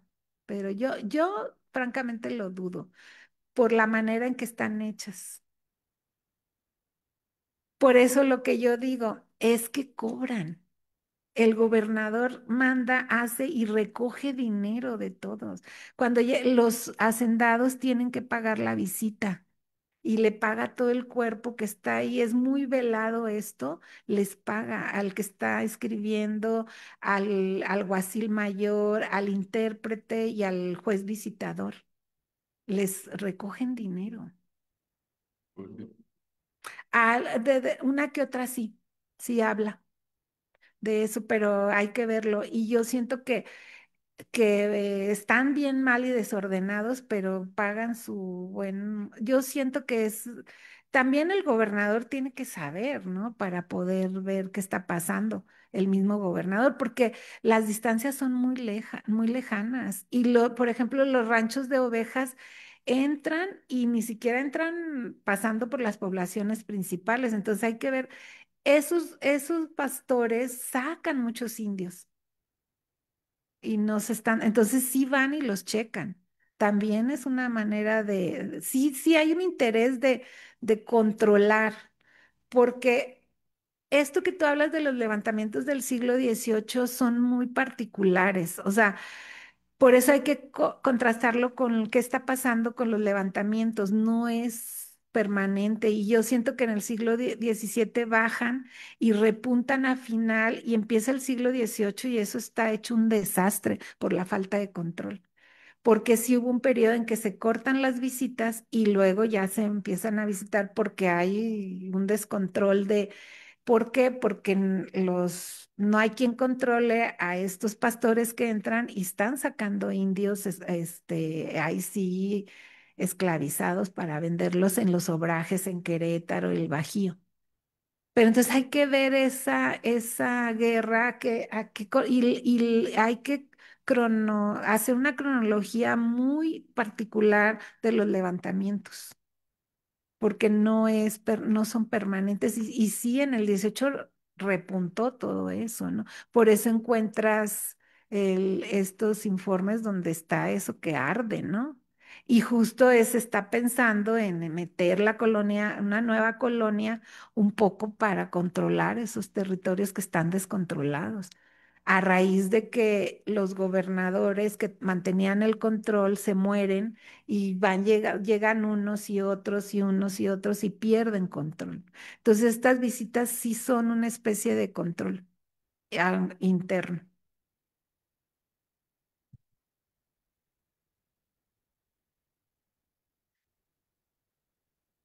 Perdón, Valentina, por llegar tarde otra vez, pero Tlalpan estaba con problemas, ¿no? Bueno, eh, eh, dos comentarios bien breves, porque vengo ahorita del Niágara o del Ganges de palabras de don Silvio Zavala. Entonces, me llama mucho la atención que, bueno, los 5 libros del Servicio Personal de los Indios, de veras que ayudan para resolver todo este asunto de lo que es servicio personal y lo que es esclavitud, por un lado. Y por el otro, el librote este revisado de 70 y tantos de las encomiendas. Hubo encomiendas todo el tiempo, ¿no? Aunque pareciera que eran del 16 y se iban acabando en el 17, ¿no? Bueno, Yucatán quedó hasta el 19. Pero además, pues Chilapa, el cacique de Chilapa tenía encomienda, Isabelita Moctezuma, Leonor de Zúñiga y Ontiveros, Hernán Cortés, etcétera, etcétera, ¿no? Entonces la encomienda prevalece. Sin embargo, las encomiendas todas son diferentes. Pareciera que en el siglo XVI es en el centro de México la encomienda y se va para control para el norte en el siglo XVII, ¿no? Y lo interesante es que así son las hojas de la encomienda del centro de Silvio Zavala, pero así son las del norte y son, sí, sí, pero son muy buenas, ¿no? Entonces, lo que tiene don Silvio es que como sabe tanto, hace los comentarios más inesperados, ¿no? Porque puede comparar esto con aquello que en general nosotros siguiendo nuestras fuentes tampoco lo vemos tan claro, ¿no? Entonces, cuando está hablando mucho de servicio personal, de los diferentes servicios personales, ¿no? También está hablando de esclavitud para distinguir. Cuando está hablando de una encomienda, habla de otra para distinguir. Entonces, no hay que olvidarnos de don Silvio Zavala porque en esto sí puede ser él muy esclarecedor, ¿no? Y llega un momento en que yo me preguntaba, bueno, la institución de la encomienda, oíamos mucho al maestro Bernardo García Martínez que decía, ¿cuál institución? Aquello era una cosa horrible, ¿no? Pero la encomienda era básicamente servicio personal más evangelización y un montón de conductas desviantes que están desde la recopilación y todo. Y la novísima recopilación del 17 a lo mejor pudiera aclarar algunas cosas de lo que se puede y no se puede. Eso por el lado de las encomiendas. Entonces, muy recomendable acá el mar de palabras de don Silvio Zavala y sus curiosas, muy curiosas asociaciones, ¿no? O comparaciones. La otra cosa que quería comentarte es sobre las fuentes. Siglo XVI es una cosa que yo voy del 18 para atrás a veces, ¿no? Pero el siglo XVI me resulta un poco más difícil. Yo creo que yo entiendo la Nueva España desde la novísima recopilación hasta la ordenanza de intendente y hasta el Código Liberal, ¿no? Pero creo que la cuestión de las leyes, ¿no? Y cómo dividen, cómo las leyes también determinan las fuentes es muy importante. Entonces, las fuentes eclesiásticas tienen un ojo especializado para algo. Las fuentes de Hacienda buscan otra cosa, ¿no? Las visitas, los visitadores buscan resolver algo, son más casuísticas, ¿no? El ramo criminal, pues, se dedica a una cosa y el civil, pues, a otra, ¿no? A las familias y todo esto. Entonces, no he encontrado un buen trabajo que me explique muy bien o que me diga, excepto, pues, es esta cosa que dan en Sevilla, que explica los ramos para decir, en este ramo usted encontrará este tipo de cosas, ¿no? O este tipo de cosas en este otro ramo. Pero tendemos como a criticar nuestra fuente con alguna endogamia, ¿no? Y no vemos que esta fuente está dedicada a esto porque otra, Hacienda y gobierno son diferentes y ven otras cosas, ¿no? Entonces tal vez eso pudiera servir para ver pues el ojo del cura, el ojo del visitador, luego los propietarios, ¿no? En fin, pero sí hacer como más contrastante y más rico, incluso la crítica de las fuentes viéndolas de esta manera. Esto ya muy claro desde el 17, pero particularmente en el 18. Gracias, Valentina. No, muchas gracias por tu comentario tan amplio y bueno, justo, No, sí. no, mejor. Bueno, igual juntamos varias. Este, bueno, lo primero, pues, una felicitación por el gran trabajo, Valentina.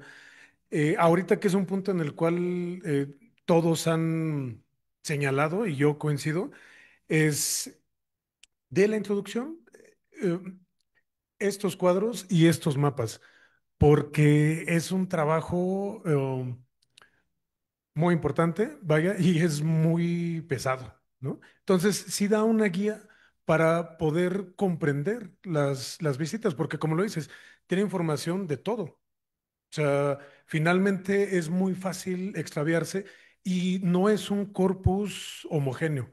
Entonces, tanto en la calidad, en la extensión, en los lugares, en los puntos que está buscando, es un mar. Yo creo que por eso también tu recomendación de sí puede servir si se cruza con, como digo, cualquier tema, ¿no? En historia, ¿no? Con otras fuentes y no caer en esa tentación que puede ser muy, muy perjudicial, ¿no? Insisto, creo que son un gran aporte porque sí permite tener una guía. Y de nuevo, mi felicitación. Ahora, entrando, es una plática, un diálogo muy rico, porque va dejando estos puntos que en más de una ocasión tú y yo hemos platicado y Eduardo, todos, ¿no? Entonces, uno, ahorita que mencionaba justo Cuauhtémoc, de la cuestión étnica, yo estuve un tiempo medio obsesionado por lograr dilucidar entre nación, parcialidad y ranchería, ¿no? Como esos tres formas, etcétera, ¿no? Y nada, o sea, después de un tiempo quedé peor, ¿no? No, no logré llegar a algo. Y a mí me pasaba también eso, o sea, yo cuando encontraba recopilaciones de nombres, era así como, ok, esta puede ser una muy buena guía, pero descontextualizado nos deja peor, peor, porque entonces este nombre a qué refiere, ¿no? Y algo que yo creo que es clave que mencionas es que en muchas ocasiones creo que caemos en el error de ver que esas categorías hispanas que responden a otras cuestiones las tomamos étnicas. De hecho, yo he encontrado, vaya, definición de nación, ¿no? Era la forma en la cual un grupo cultural se reunía y también era catalogado así por los españoles, tanto los civiles como los religiosos, todo en uno, ¿no? Cuando no es cierto. Finalmente, tampoco está así como la respuesta, sino que es muy confuso porque en fuentes, yo por ejemplo, buscando negritos y guachichiles, en muchas se refería como es una nación aparte. Entonces yo estaba ahí muy bien posicionado, así de es una nación aparte, no la puedo definir como un grupo, pero es un algo diferente. Y de repente por ahí uno, dos, expedientes que son una parcialidad guachichil, ¿no? Uy, este, muy complicado. Pero vaya, lo pongo sobre la mesa en ese sentido, o sea, de que nos lleva a seguir reflexionando de la crucialidad de contextualizar región y época, ¿no? Y años, o sea, de, justo para poder rastrear a estos grupos, ¿sí? Con esa cuestión problemática de que no son categorías antropológicas.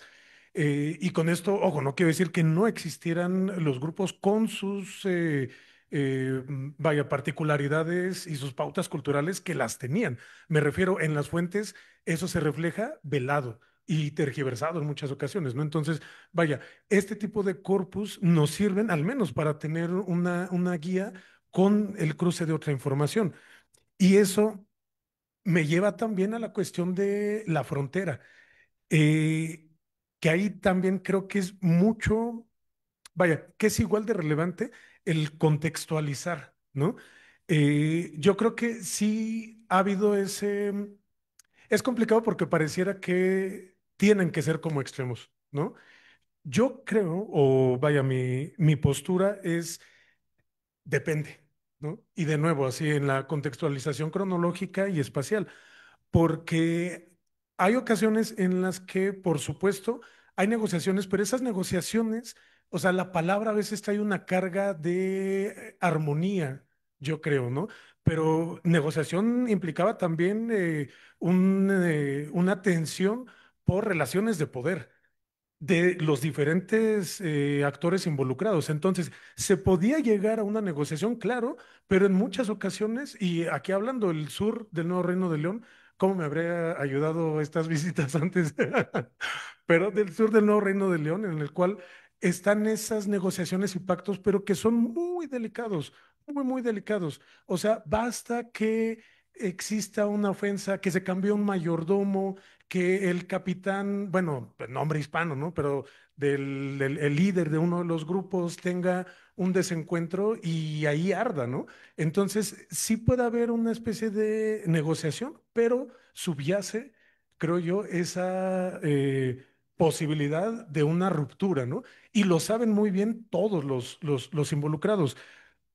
Yo creo que también esa mm, flexibilidad eh, hay que como entenderla en el sentido de no era solo por, mm, vaya, una muy buena postura y una gran humanidad de los encomenderos, ¿no? De buena voluntad, Sí, o sea, no era eso, ¿no? En algunos, pero insisto en algo, o sea, son los espacios porque en algunos no había la capacidad de una coerción fuerte con ellos, los gastos que podía implicar mantenerlos y la facilidad que podía hacer en esta negociación, pero que subyace una violencia, de poder mejor permitir esta flexibilidad, no de buena voluntad, sino de ambas partes, ¿no? O sea, hay que ajustar a esas condiciones porque sí, en el norte, los nortes, el noreste, es una cuestión que creo que sí está ahí muy particular, ¿no?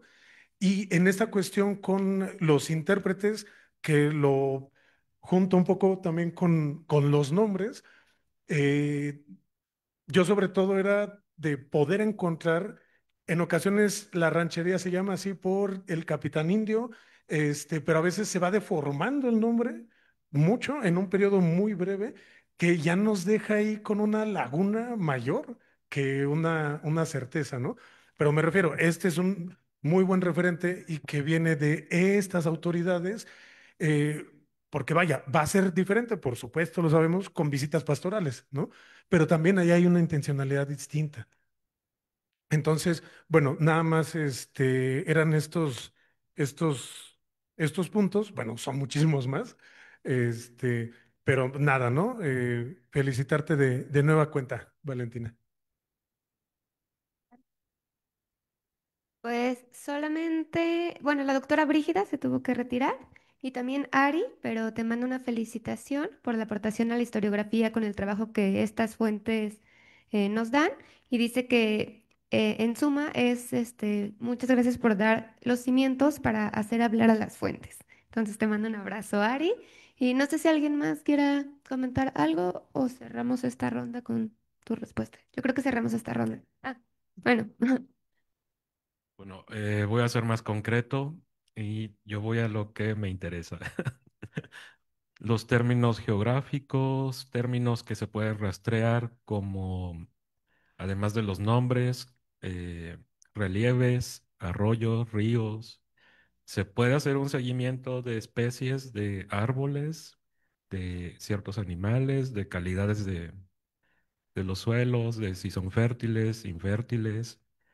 Detallan muy bien o a detalle cierto tipo de ganado o algunos cambios en el paisaje. Y desde luego, nuevamente, felicidades por la publicación. Muchas gracias, Mario. Te doy la palabra, dale. Gracias. Pues, Marta, muchas gracias por este gran recuento que nos haces y recordarnos de los clásicos, ¿no? De Sí. don Silvio Zavala y otros clásicos, las leyes, como dice, está la novísima recopilación y todo, sí. Justamente pues pones el dedo en la llaga, o sea, hay un tema ahí pendiente sobre explicar y ver más sobre la encomienda en el noreste o en el nuevo Reino de León, ¿no? Estas fuentes hablan, pero no son las ideales. Por eso te está faltando a ti, pues, todas estas fuentes, pero que hay que profundizar. O sea, las visitas las mencionan, las visitan, pero no es la fuente que nos va a dar la clave. O sea, hay que ver. Y hablando de esto, pues don Silvio dejó poquito para el noreste o para el nuevo Reino de León, pero muy sustancioso. O sea, a él le llamaba mucho, le fascinaba mucho que en un mismo título se estaba dando una merced de tierras con sus indios. El título mezclaba las dos cosas indios y la iban en paquete, ¿no? A él le llamaba mucho la atención esto. Y claro, hablaba de la venta del servicio personal, diferenciado de una encomienda, de la esclavitud, etcétera. Entonces sí hay que regresar. Y él fue de los pioneros en fijarse y fue y vio todos estos títulos que ahí están y que él, algunos de ellos transcribió y vio, ¿no? De hecho, tiene un libro específico de la encomienda en el nuevo Reino de León. Ajá, con mucha documentación y todo, básicamente de estos títulos, primeros títulos, ¿no? Que hay que revisar y sus peculiaridades. Y bueno, Pues sí, o sea, lo que dices, David, o sea, esta visión muy hispanizada de lo que es las agrupaciones de estos indios, sus nombres. Y creo que pasa como con los pueblos de indios, ¿no? Muy al principio, yo veo una mención muy específica a los capitanes, con nombres así bien raros, de hecho impronunciables, pero estamos hablando de finales del 16 y del 17. Y siento que si hubo alguna organización o algo, se capta de alguna manera ahí. Y hay este orden que yo decía de ir dando la ranchería y la nación, pero se va perdiendo también, se van diluyendo.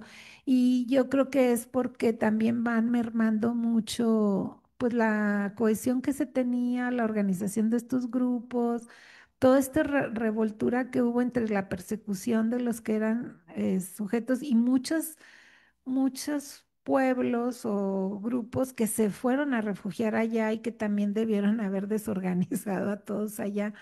Entonces, hacia el finales del 17 y 18 yo veo sobre todo también hay que ver qué fuente usas. Los frailes revuelven muchísimo. Mucho, o sea, igual te hablan, empiezan a hablar de la nación y luego ya es ranchería y luego ya es parcialidad. Y así, entonces tienes que ver, por eso yo digo, o sea, la fuente que sí le interesaba distinguirlos es interesante, pero hay otra fuente y entonces se van mezclando y una parte es porque no les interesa esta división o esta especificidad y también porque yo creo que los grupos perdieron, si alguna vez tuvieron estas diferenciaciones fuertes y todo, pues a lo largo del paso del tiempo, pues yo digo que se fueron desorganizando o fueron cambiando y los fueron como desintegrando, como grupos que sí guardaban cierta diferenciación, identidad.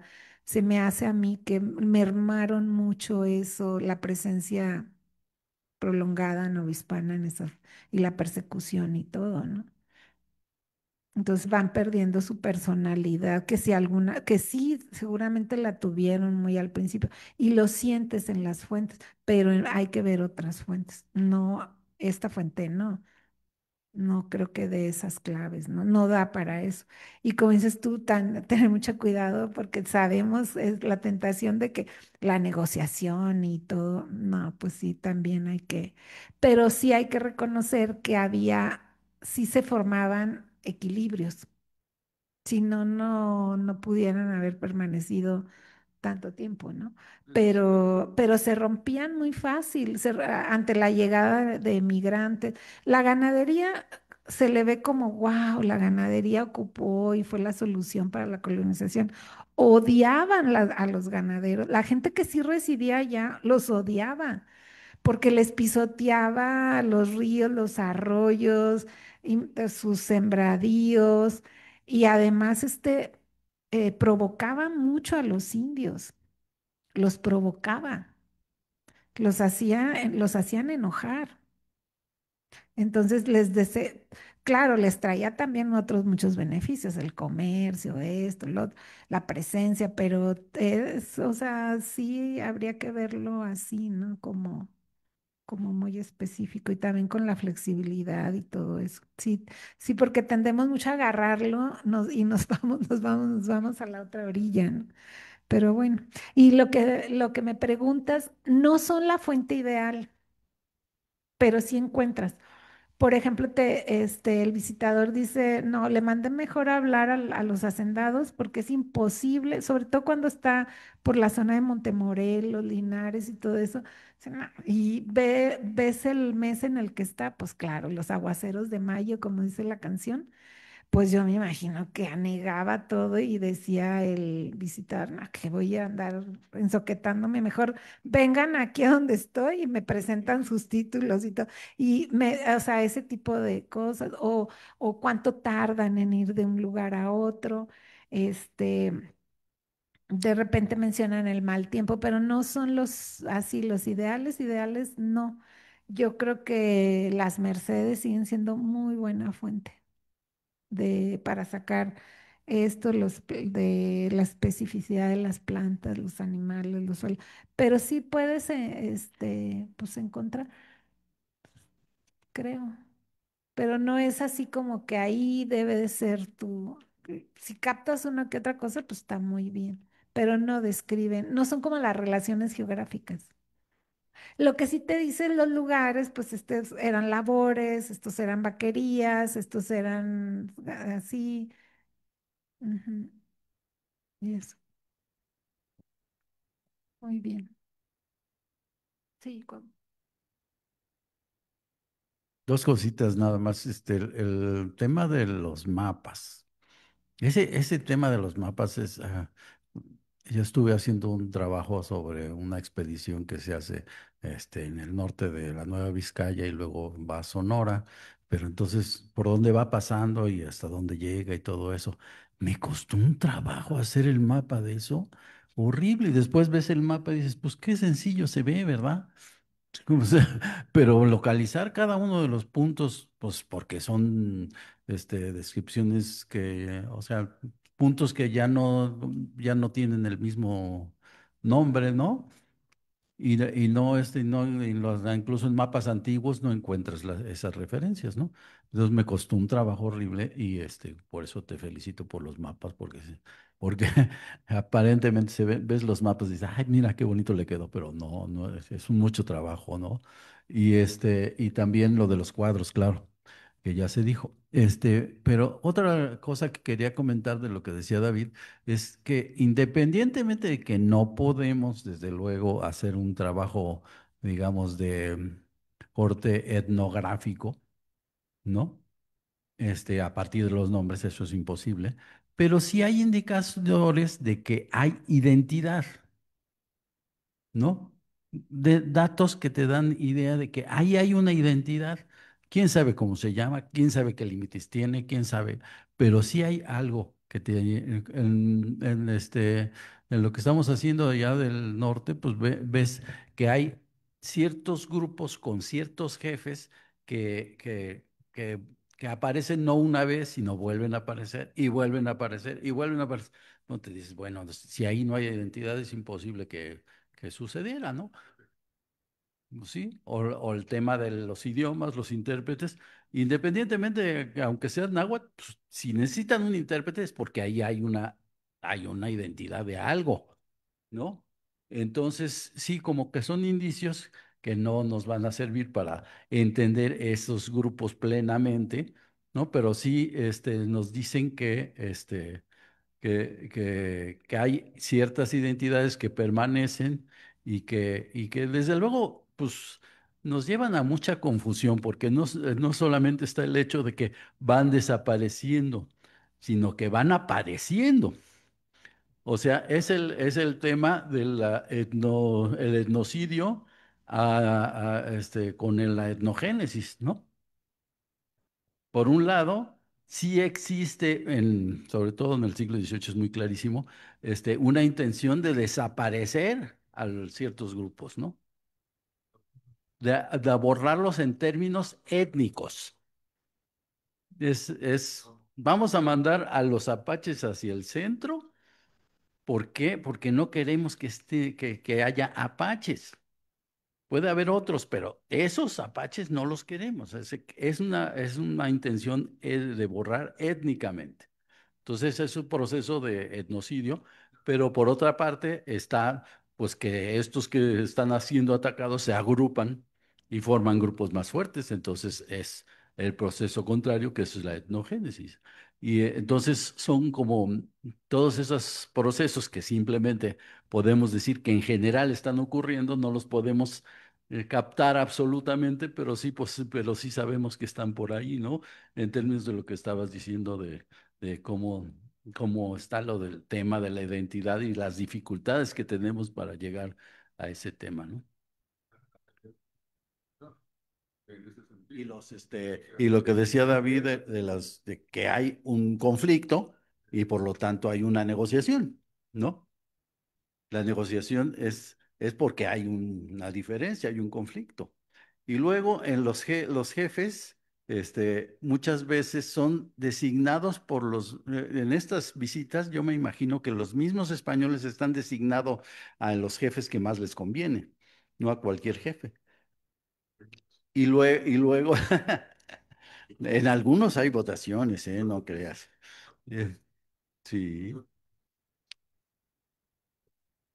Exactamente, yo creo que clave es el capitán, ¿no? Se vuelve una figura muy importante el hacer investigación sobre capitanes, ¿no?